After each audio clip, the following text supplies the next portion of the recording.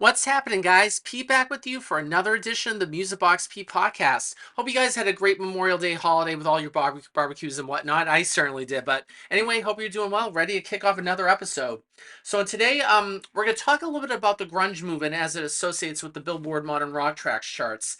And I think it's sort of an interesting era, just sort of where how things sort of evolve from here. Because while there were a lot of stars, and I touched upon this a couple of weeks ago, there were a lot of stars, and we talked about the early stars last time around, but some of the major stars, major players, especially when it comes to grunge music and how that started, we're going to take a look at some of the major players involved with the grunge movement. Obviously, start with Nirvana, then, Pearl Jam, Soundgarden, Alice in Chains, and whatnot, and just talk about how they played a big role, because, it really shaped alternative music as we know it. It's kind of interesting to see all the changes that came as a result of it. So, while we just start and go back to we'll go back to the charts dated week ending September 21st, 1991.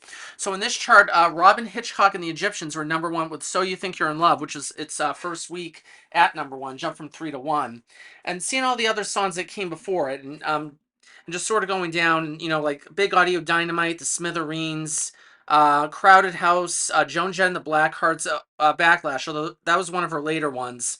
And go on down the list, the Cult, obviously, Blur, they jumped from 25 to 17 with There's No Other Way. So I think that was their second charted hit. But another song, Red Hot Chili Peppers' "Give It Away" came in at number 21. That was the first single off Blood Sugar Sex Magic. So they had charted before, it's like Higher Ground and some of the others before that as well. But if you go on down the list, and Nirvana's "Smells Like Teen Spirit" debuted at number 27. I mean, that was a watershed moment too. And if you look at it and just how the song evolved, because it took the song about, if you go down November 23rd, 1991, when it officially reached number one, it reached number one in its 10th week on the chart.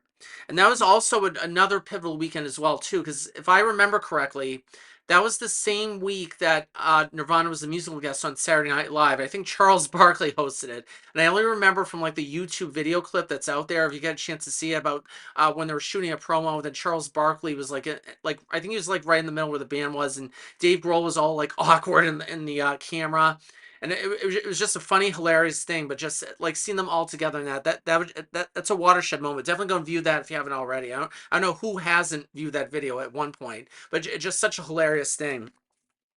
But yeah, the same weekend that Nevermind was released too, and also if I remember correctly, Nirvana's Nevermind actually made its debut on WFNX.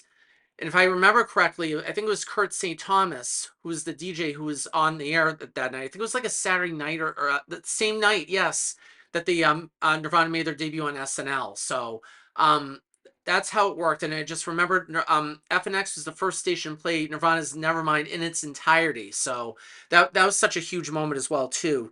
But taking a look at and everything that came as a result of it, and it's just such a watershed album, and everything that came as a result of it, it completely altered like what the modern rock track chart should be, and everything else that came after it. If you sort of go in chronological order too, Pearl Jam made their debut on the chart on January 25th, 1992 with Alive. So almost like in chronological order, just like a month or two after that, everything that sort of happened as a result of it really is incredible. And then, later on that year, Alice in Chains made their debut with Them Bones on November 20th, 92. So almost a year after Nirvana made their debut. It really is just phenomenal what they were able to do in such a short span of time. The whole genre of grunge, which is something, it's really just a byproduct of alternative music. And of course, Soundgarden made their debut with Spoon Man on March 12th, 1994. But just seeing that and just how it started from there, it really was just it honestly is just a byproduct of alternative music grunge, because grunge was just sort of people wearing flannel shirts and all that, and like moody music and whatnot. But it really a lot more than that. It's just really how it gets down to is really a movement more than anything.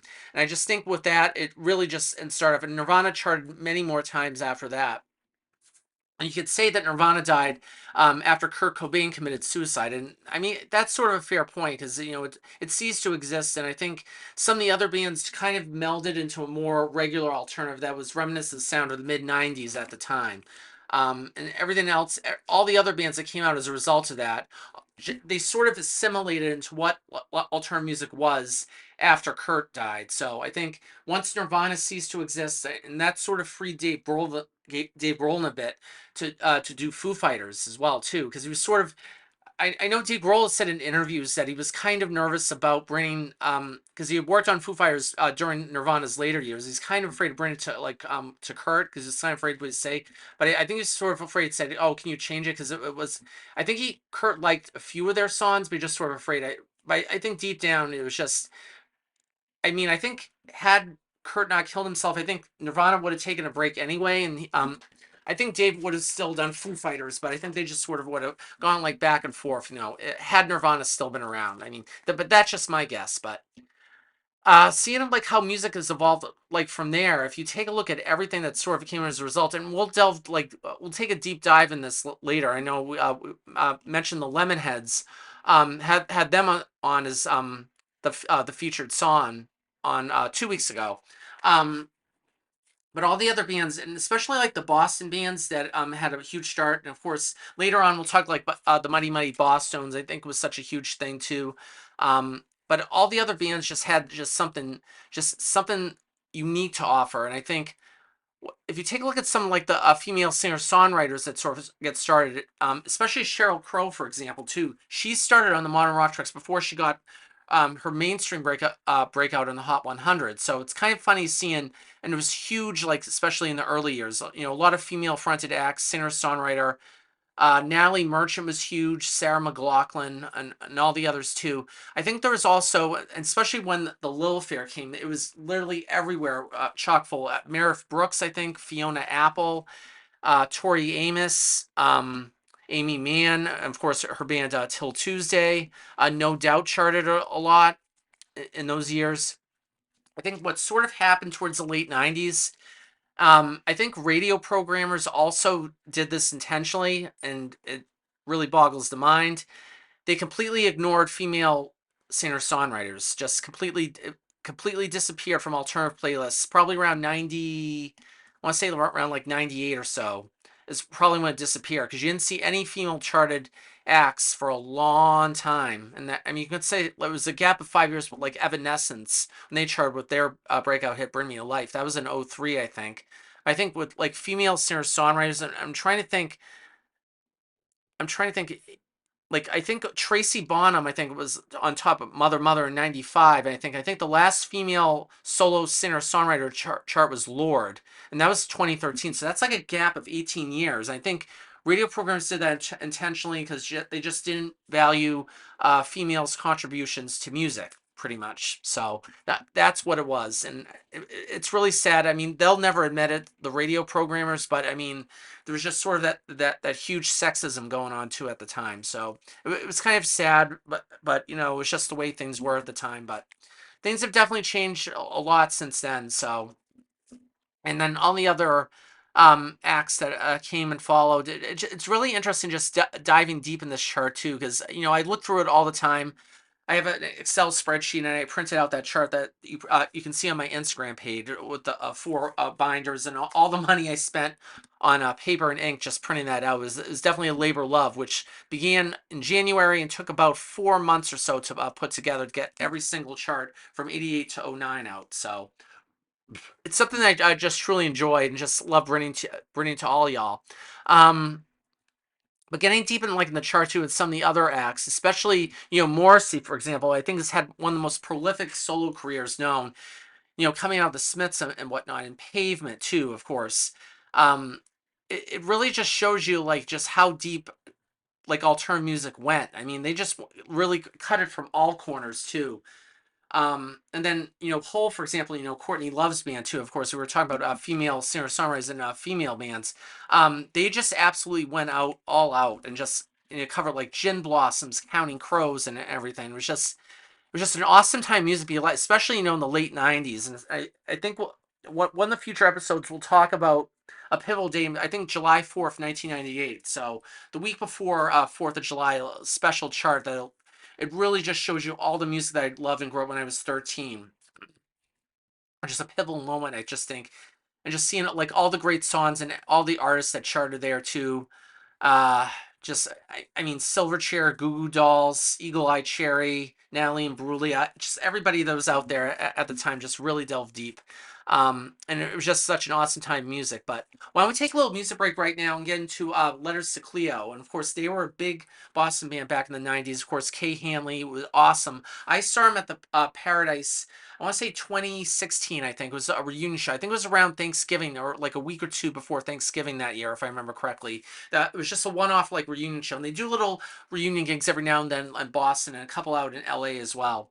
But just, this song right here just really shot them to stratosphere right away, and probably one of the top Boston bands out there. And just there's so many, but Letters to Cleo really established their place both in music history and Boston history. So here's Letters to Cleo with Here and Now on the Music Box P podcast.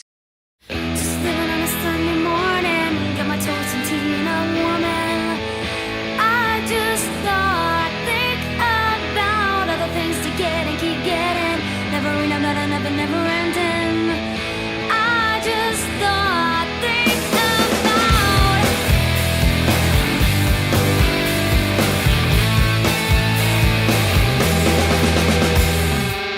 Just living on a Sunday morning, got my toast and tea and a woman.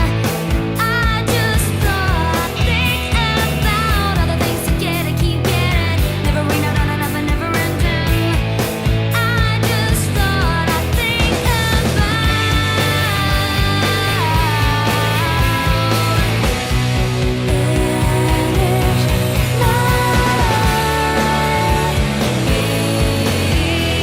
Look up for another job, rise above the sky, but could never parallel the challenge of an acquisition. And the here and now, here and now.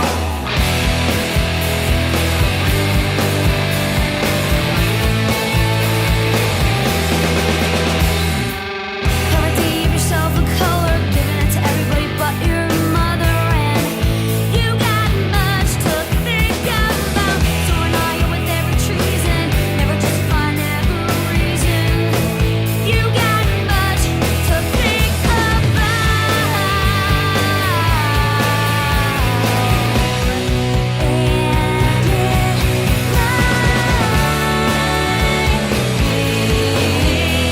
The comfort of another job, a rise above the sky, but could never parallel the challenge of an acquisition. And the here and now, here and now. The comfort of another job, a rise above the sky, but could never parallel the challenge of an acquisition. And the here and now, here and now. And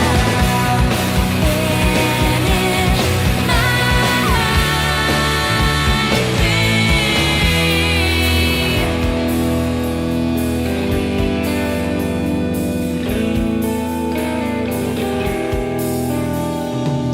parody of yourself in color, giving it to everybody but your mother. And you got much to think about. Nor are you with every treason, never justifying every reason. You got much to think about.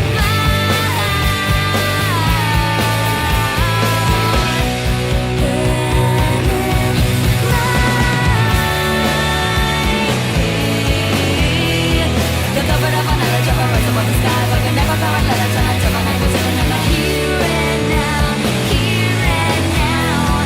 The comfort of another job, a rise above the sky, but could never parallel the challenge of an acquisition. And the here and now, here and now. And it might be. The comfort of another job, a rise above the sky, but could never parallel the challenge of an acquisition. And the here and now, here and now. And it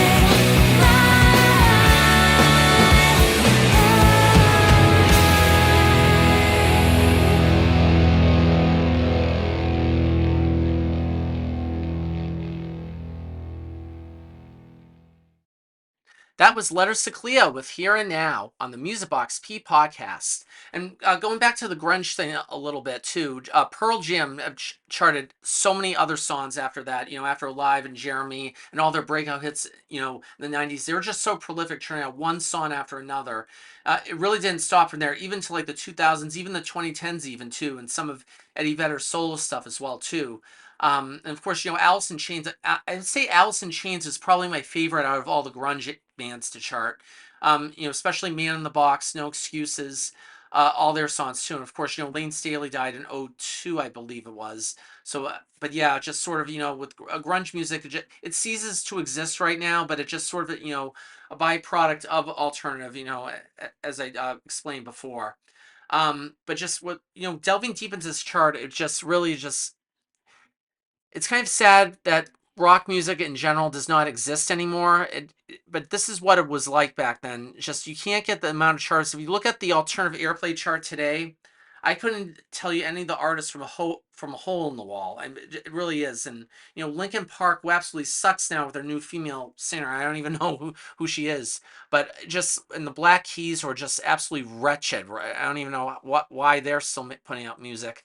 I mean, there's only like one or two that are out there. They're even worth listening. If you listen to the alternative airplay chart today, and all the nobodies and what hit wonders that are out there, just doesn't make any sense. But as it pertains to the modern rock tracks chart, this is really where the core of music is. And then it's just so awesome, and just delving deep. I could spend hours upon hours chatting about it, but it's just such an amazing time in music history that can't really be replicated at all. But I think with if you look at some of the other charts, I know when I listen to SiriusXM, they have an Alt Nation countdown. I look at their charts too, and it's a pretty solid too, and it kind of replicates the alternative airplay chart, but it does it in a very intelligent and unique way, more so than some other charts too. And I was such a huge Sharky, back in the day when I used to compile like my own chart from my iTunes music library, and I did like a top chart from there.